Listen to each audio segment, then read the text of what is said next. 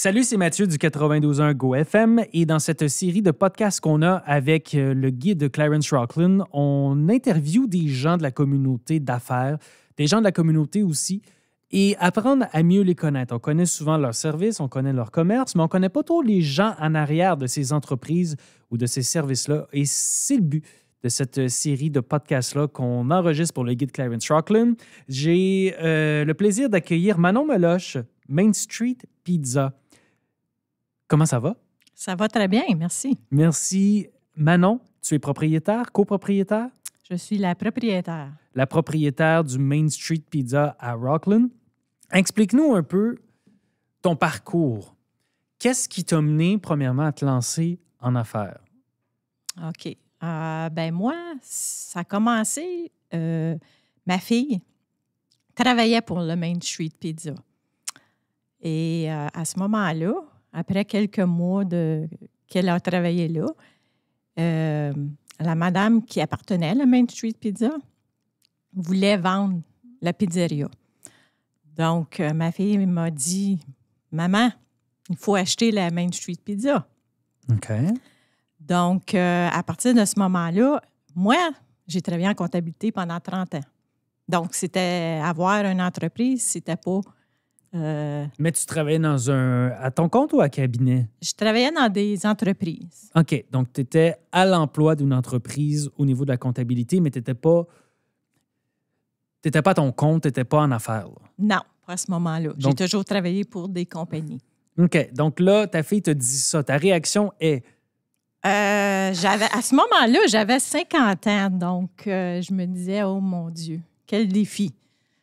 Ah, mais tu l'as considéré. Oui, parce que j'ai la fibre business. Je pense que j'ai la fibre business en moi.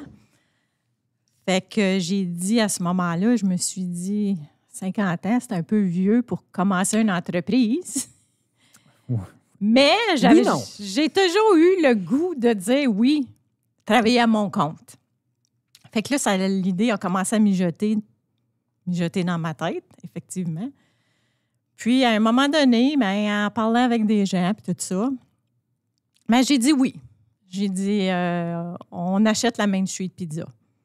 Fait que c'est là, à ce moment-là, que j'ai acheté la Main Street Pizza. Ça a été long, ta réflexion, ou ça s'est fait quand même rapidement? Ça s'est fait en dedans de 2 semaines, je te dirais. OK, quand même. Oui. C'est plutôt rapide pour un changement de carrière, oui. Parce que tu étais encore en comptabilité. J'étais encore en comptabilité, puis quand j'ai acheté Main Street Pizza, je travaillais encore en comptabilité 24 heures par semaine pour l'entreprise. Wow! Oui.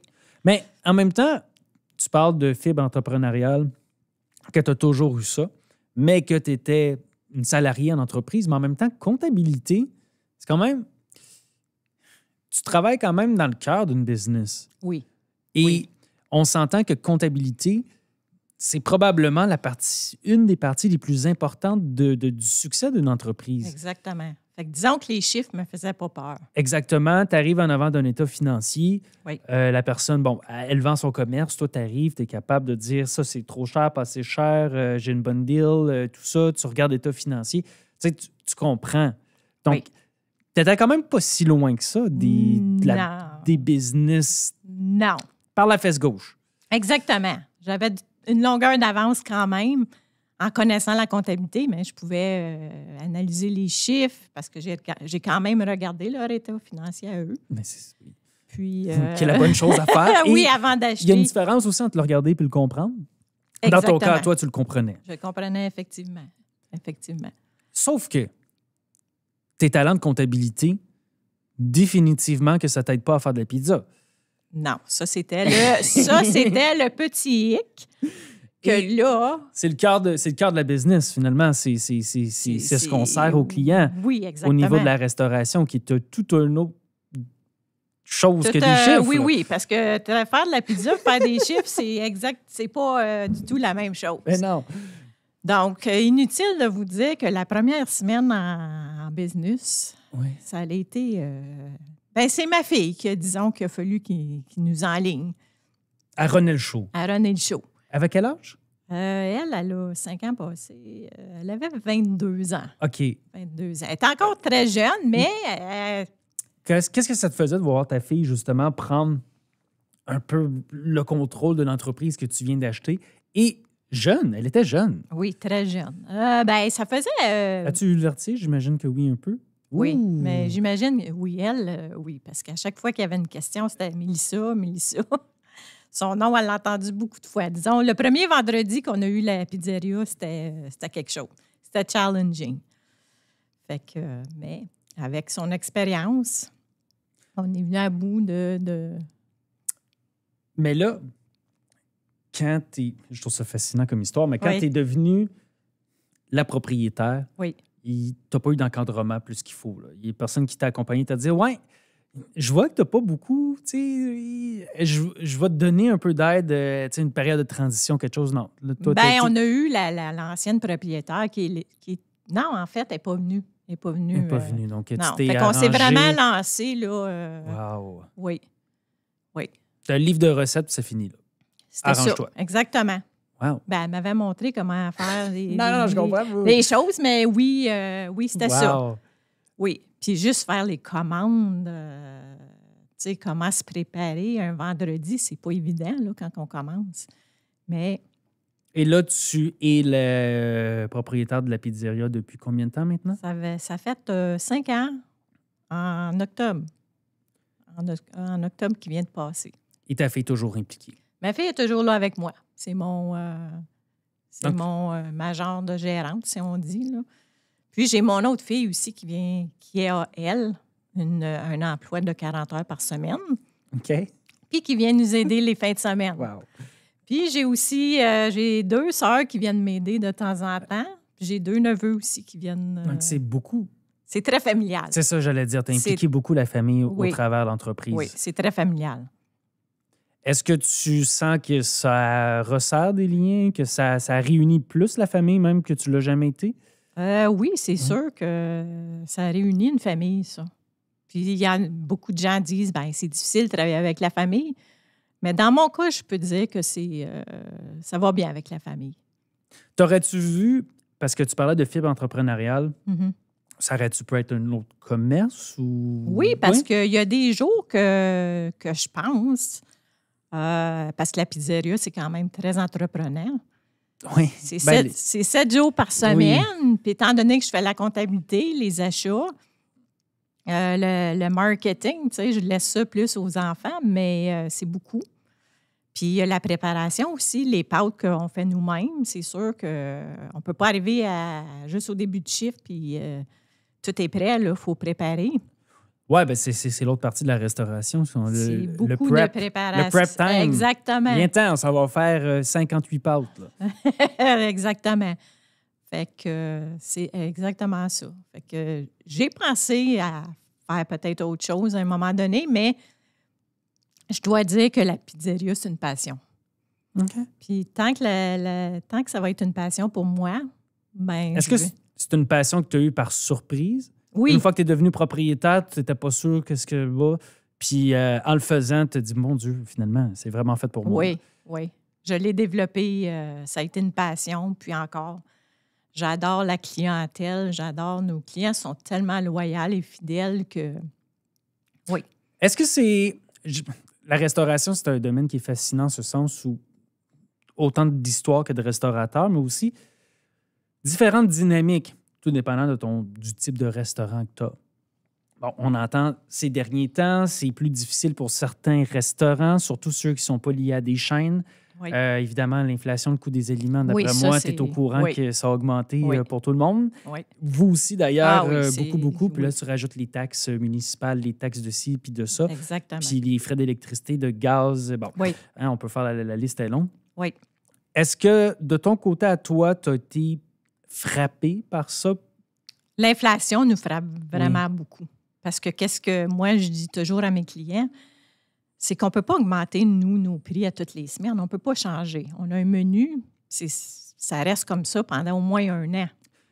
Puis j'imagine aussi, il y a une limite mentale que le client est prêt à payer Exactement pour aussi. X produits. Oui, tu as beau dire que les prix ont augmenté, mais c'est quand même, il faut que tu sois... Il ne faut pas payer 100$ une Non. large pepperoni fromage. Non, exactement.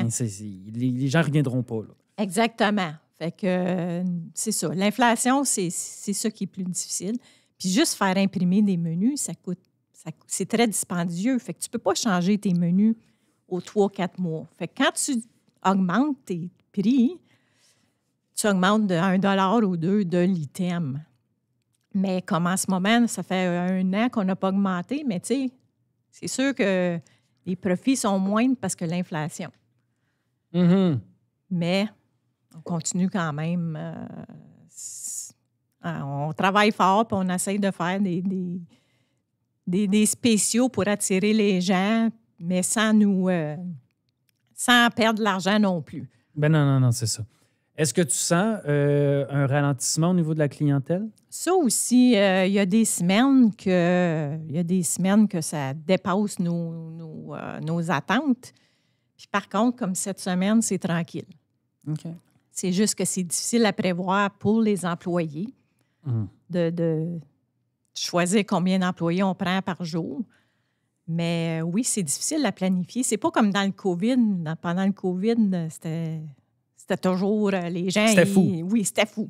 Parce que moi, je me rappelle d'avoir parlé justement à plusieurs propriétaires justement de restaurants qui étaient dans le take-out. Qui historiquement ont toujours été dans le take-out. Pizzeria a toujours été dans le take-out. Oui.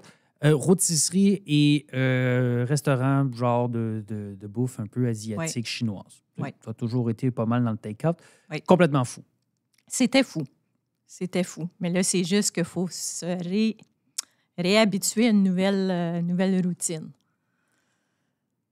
Beaucoup vont faire des jokes sur le fait qu'à Clarence Rocklin, il y a plus de pizzerias qu'il y a de monde. Oui. Et là, bon, on tourne avant de nous. Oui. On tourne avant nous. Par curiosité, Main Street Pizza, parce que là, tu as racheté, mais c'est en affaires depuis combien de temps? Le nom Main Street Pizza, ça fait environ 8 à 9 ans qu'il existe. Mais il y a eu 2 autres pizzerias avant. À cet endroit-là. OK. Qu'est-ce que ça te fait quand les gens disent ça, justement? Ris-tu?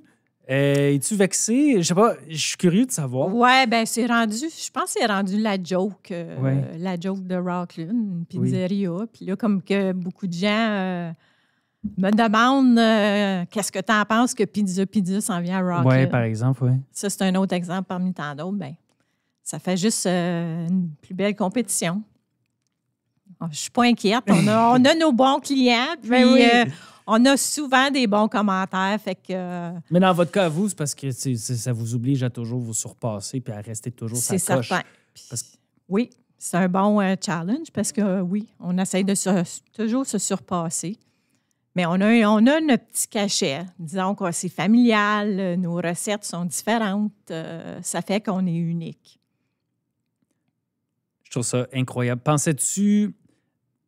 Quand tu as commencé, pensais-tu te rendre à ce point-ci, aujourd'hui, on se parle, puis que tu es fier de tes produits, que tu les connais par cœur, tu connais ton commerce, impliqué ta famille. Quand tu t'es lancé il y a quelques années, je te dirais, mettons, le premier mois. Le premier mois, non, j'aurais jamais pensé ça. J'aurais même pas pensé que j'aurais fait ça pendant 5 ans. OK.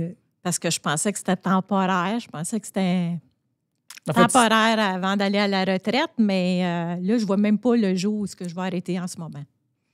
La retraite est partie, là. On verra. Oui, c'est pas tant que je vais être en forme puis être capable de me lever, puis le matin, aller faire de la pizza, je vais être là. Puis c'est pas une job à temps partiel, là, tu le dis. Là. C'est pas une job à temps partiel. C'est plus que temps plein, là. C'est 7 jours sur 7. C'est plus que temps plein, mais c'est même pas une job. C'est une passion. Fait que tant que je vais avoir la passion, je vais être là. En terminant, je te demanderais ton plus grand défi et ta plus grande réussite dans ton entreprise depuis que tu es en affaires. Le plus grand défi, je pense, c'est de trouver des bons employés. Ah oui, hein? Des employés qui fitent avec la famille. C'est très familial. C'est vrai que je me mets du côté de l'employé aussi. Oui. Ça peut être intimidant. Bien, ça peut être intimidant, oui. Parce que tu as plusieurs membres de la famille et là, tu rentres un peu d'une gang que tu... Bien, c'est ça. Peut être intimidant, oui, pour certaines personnes, ça peut être très intimidant, mais je pense que pour la plupart des employés, ils adorent ça.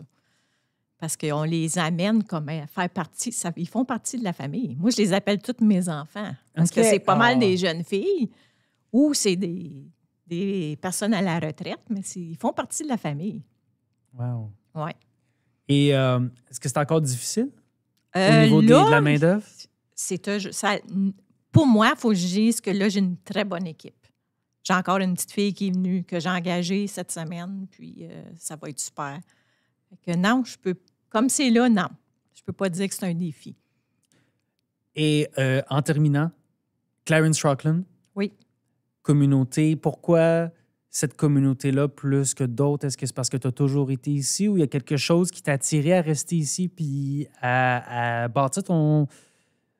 Non, vraiment, moi, j'ai demeuré à L'Orignal pendant 25 ans. Oui.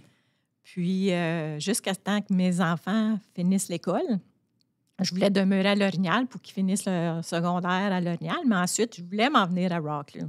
OK. Qu'est-ce qui t'attirait? Je sais pas, c'est proche de la ville. OK. En demeurant à L'Orignal, t'es loin de Montréal, Ottawa. C'est 1 heure de route. D'un bord comme de l'autre. C'est ça. Puis Hawkesbury pour te dépanner quand tu dois aller faire les commissions, oui, c'est correct. Mais c'est ça. Moi, je voulais m'en venir à Rocklin quand les enfants étaient partis. Puis c'est ce que j'ai fait. Puis ça a amené à m'acheter un commerce. J'aime le fait quand les enfants allaient partir, finalement, tu n'as jamais été aussi proche de ta famille. Oui. Ben oui, on se voit quasiment tous les jours. C'est ça? Oui. Hey, je trouve ça incroyable. Oui. Tellement une belle histoire. Manon Meloche, qui est propriétaire du Main Street Pizza à Rocklin, un réel plaisir de t'avoir jasé. Ben merci à toi.